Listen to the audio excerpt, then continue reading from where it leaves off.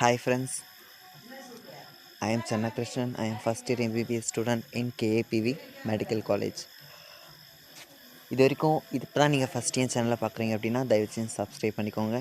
இதேமாதிரி யூஸ்ஃபுல்லான வீடியோஸ் பார்க்குறதுக்கு சேனலை சப்ஸ்கிரைப் பண்ணிக்கோங்க. இன்னும் உங்களுக்கு எதனா வீடியோ வேணும்னா கமெண்ட் பண்ணுங்கள். சரி வாங்க இன்றைக்கான வீடியோக்குள்ளே போகலாம். இன்றைக்கி நம்ம எதை பற்றி பார்க்க போகிறோம் அப்படின்னா 7.5 ரிசர்வேஷன், அதாவது தமிழ்நாடு அரசால் கொண்டு வரப்பட்ட ஒரு திட்டம் 7.5 இடஒதுக்கீடு. 7.5 இடஒதுக்கீடுன்றது வந்து பார்த்தோம்னா தமிழ்நாடு அரசால் எடப்பாடி அரசால் வந்து பார்த்தோம்னா கொண்டு வரப்பட்ட ஒரு திட்டம்னே சொல்லலாம். சரி, இந்த 7.5 ரிசர்வேஷனில் அப்படின்னா என்ன, 7.5 ரிசர்வேஷன்னா என்ன, இதுக்கு யார் எலிஜிபிள் ஆவாங்க, யார் எலிஜிபிள் ஆக மாட்டாங்க, இதனால் என்ன நன்மைகள் இருக்குது அப்படின்றத இந்த வீடியோவில் இந்த பிபிடி மூலமாக உங்களுக்கு வந்து ஒரு சிம்பிளான ஒரு இன்ட்ரொடக்ஷன் மாதிரி நான் தரலான் இருக்கேன். வீடியோவை ஃபுல்லாக பாருங்கள். பிடிச்சிருந்துச்சுன்னா லைக் பண்ணுங்கள், கமெண்ட் பண்ணுங்கள். சரி வாங்க. சரி, இந்த 7.5 ரிசர்வேஷன்ன்றது வந்து பார்த்தோம் அப்படின்னா முழுக்க 6வது முதல் 12ஆம் வகுப்பு வரை படித்த மாணவர்களுக்காக இருக்கிற ஒரு திட்டம் தான் வந்து பார்த்தோம்னா இந்த 7.5 இடஒதுக்கீடு திட்டம். இது வந்து ப்ரொஃபஷ்னல் கோர்சஸ் சொல்லுவாங்க இல்லையா, MBBS, BDS, agriculture, veterinary science and other professional கோர்சஸ்க்கும் இந்த 7.5 ரிசர்வேஷன் இருக்குது. சரி, இந்த 7.5 ரிசர்வேஷனை எப்படி கால்குலேட் பண்ணுறாங்க அப்படின்னா மொத்த இடங்களை எடுத்துக்குவாங்க. இப்போ MBBSல டோட்டலாக தமிழ்நாட்டில் இருக்கிற மொத்த இடங்களை எடுத்து அதில் 7.5% இடஒதுக்கீடு போட்டாங்க அப்படின்னா அதில் எத்தனை சீட்டு வருது அப்படின்றத கவுண்ட் பண்ணி அதை தான் 7.5 ரிசர்வேஷன் சீட்ஸ்ன்னு சொல்லிட்டு சொல்லுவாங்க.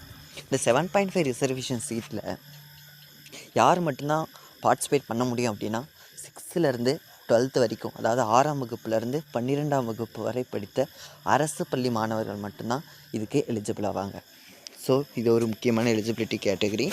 2021 முதல் இந்த செயல்பாட்டில் வந்து பார்த்தோம்னா திட்டத்தை கொண்டு வந்தாங்க.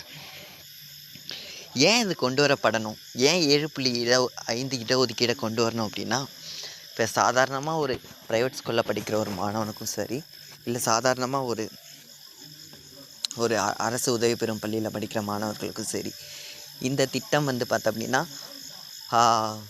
அதாவது அரசு பள்ளி மாணவர்கள்னாவே வந்து பார்த்தோம் அப்படின்னா சமுதாய லெவலில் வந்து பார்த்தோம் அப்படின்னா அவங்க பின்தங்கியவர்களாக தான் இருப்பாங்க. ஸோ அவங்களுக்கு வந்து கரெக்டான கோச்சிங் இல்லாதனால அவங்களால வந்து பார்த்தோம் அப்படின்னா அந்த professional course MBBS, BDS, other veterinary course and science இதெல்லாம் வந்து பார்த்தோம் அப்படின்னா அவங்களால என்ன பண்ண முடியாது அப்படின்னா பணம் கட்டி படிக்க முடியாது. ஸோ அவங்களுக்காக கொண்டு வரப்பட்ட திட்டம் தான் இந்த 7.5 இடஒதுக்கீடு திட்டம். இப்போ இதில் என்ன சொல்ல வராங்க அப்படின்னா, அரசு பள்ளி மாணவர்கள் பொருளாதார ரீதியாக குறைந்த வசதியில் உள்ள அந்த மாணவர்களுக்கு இது பொருந்தும். இன்னொன்று, கோச்சிங் வசதியின்றி தனியார் பள்ளி மாணவர்களுடன் போட்டி போட முடியுமானா கொஞ்சம் கஷ்டம் தான். அரசு பள்ளி மாணவர்கள் தனியார் பள்ளி மாணவர்களுடன் போட்டி போடுறது கொஞ்சம் கஷ்டம் தான். ஸோ அதுக்காக கொண்டு வரப்பட்ட திட்டம் தான் வந்து பார்த்தோம்னா இந்த 7.5 இடஒதுக்கீடு திட்டம்.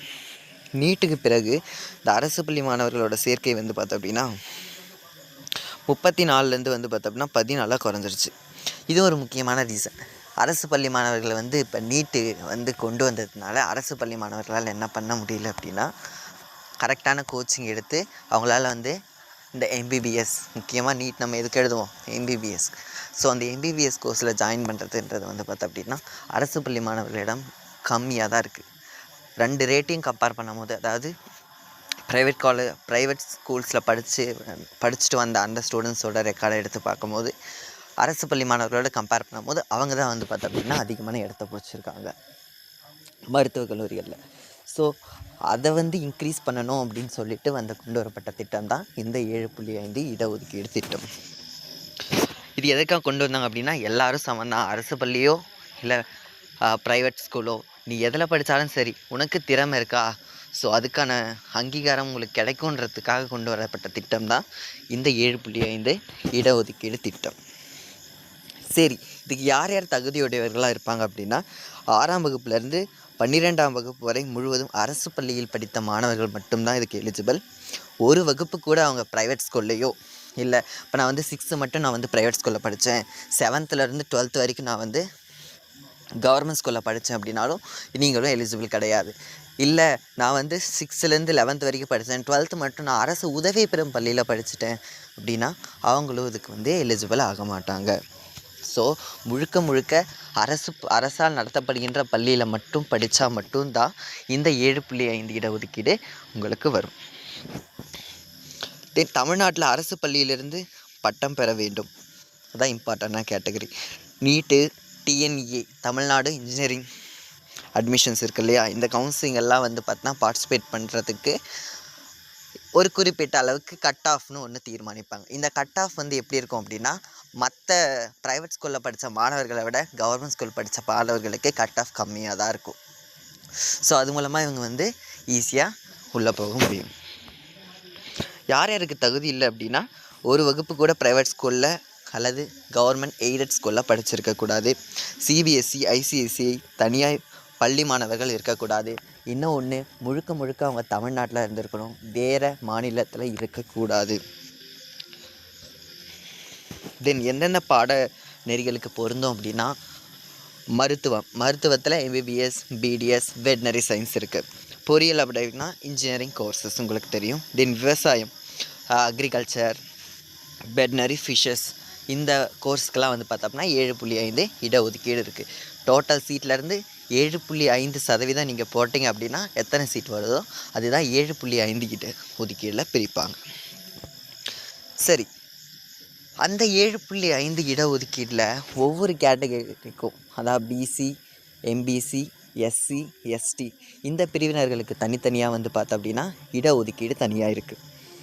அதுமாரி அரசு பள்ளி மாணவர்களுக்கு 7.5% இடஒதுக்கீட்டில் உள்ஒதுக்கீடுன்னு சொல்லுவாங்க. உள்ஒதுக்கீடுனா பிசிக்கு இத்தனை சீட்டு, எம்பிசிக்கு இத்தனை சீட்டு, ஓப்பன் கேட்டகரிக்கு இத்தனை சீட்டு, எஸ்டி மாணவர்களுக்கு இத்தனை சீட்டு, எஸ்சி மாணவர்களுக்கு இத்தனை சீட்டுன்னு தனித்தனியான உள்ஒதுக்கீடும் இருக்குது.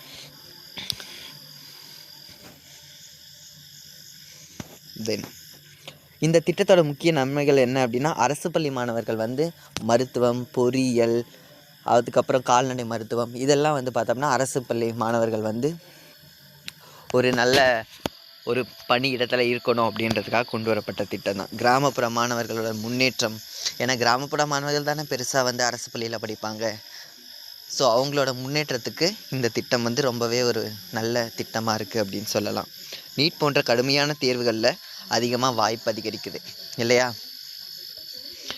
சமூக சமத்துவம் மற்றும் சமான வாய்ப்பு வழங்குதல். சமான சமத்துவம்னா என்ன, நீ உனக்கு திறமை இருந்தால் போதும், உங்கள்கிட்ட காசு இருக்கா, பணம் இருக்கா, வசதி இருக்கா, வாய்ப்பு இருக்கான்றது இல்லை, உனக்கு திறமை இருக்கா, அப்போ உனக்கு சீட் இருக்குது படிக்கிறதுக்கு அப்படின்னு சொல்கிற ஒரு திட்டம் தான் இந்த 7.5 இடஒதுக்கீடு திட்டம். ஸோ இதுதான் வந்து பார்த்தோம்னா 7.5 இடஒதுக்கீடு திட்டம். சரி, இப்போ நான் வந்து ஒரு 7.5 ஸ்டூடெண்ட்ஸ், அதையும் நாங்கள் சொல்லிக்க விரும்புகிறேன். 7.5 ஸ்டூடெண்ட்ஸால் எம்பிபிஎஸ்சில் என்ன நன்மை இருக்குது அப்படின்னா, எம்பிபிஎஸ் படிக்கிற 7.5 இடஒதுக்கீடு மாணவர்களுக்கு அகாடமிக் ஃபீஸ் ஒரு 18,700 சம்திங் கட்டுவோம். ஸோ அந்த ஃபீஸ்லேருந்து உங்களுக்கு இது கிடைக்கும். ஹாஸ்டல் ஃபீஸ் ஃபுல்லாக ஃப்ரீ, அகாடமிக் ஃபீஸ் ஃபுல்லாக ஃப்ரீ, மெஸ் ஃபீஸ் ஃபுல்லாக ஃப்ரீ, அதர் எக்ஸ்ட்ரா ஃபீஸ் உங்களுக்கு பார்த்தா அப்படின்னா கவர்மெண்ட்டே பே பண்ணிவிடும். நீங்கள் ₹1 கூட நீங்கள் எக்ஸ்ட்ரா நீங்கள் செலவு பண்ண தேவையில்லை. இது வந்து பார்த்தீங்கன்னா pure government colleges. So some private காலேஜஸ்க்கும் இது எலிஜிபிள் தான். பட் அங்கேயும் வந்து பார்த்தோம்னா ஃபீஸ் உங்களை மோர் லெவலில் கலெக்ட் பண்ண மாட்டாங்க. பட் இந்த மெஸ் பில்லு, அந்த எக்ஸ்ட்ரா ஃபீஸஸ்லாம் வந்து பார்த்தோம்னா கலெக்ட் பண்ணுறதா சொல்லிகிட்ருக்காங்க. அது கூட எல்லா காலேஜ்லையும் நடக்கிறதில்ல, சில காலேஜஸில் மட்டும்தான் நடக்குது. So that's all about 7.5 reservation students. இது 7.5 ரிசர்வேஷன் ஸ்டூடெண்ட்ஸில் இவ்வளோ இருக்குது. இது நிறைய பேருக்கு இன்னும் தெரியாமல் இருக்குன்றதுனால ஒரு அவேர்னஸ் வீடியோ தான். 7.5 ரிசர்வேஷன் ஸ்டூடெண்ட்ஸ் நீங்கள் பார்த்துட்டு இருந்தீங்க அப்படின்னா இந்த எலிஜிபிலிட்டிலாம் உங்களுக்கு இருக்குது. ஸோ தேங்க்ஸ் ஃபார் வாட்சிங். தேங்க்யூ.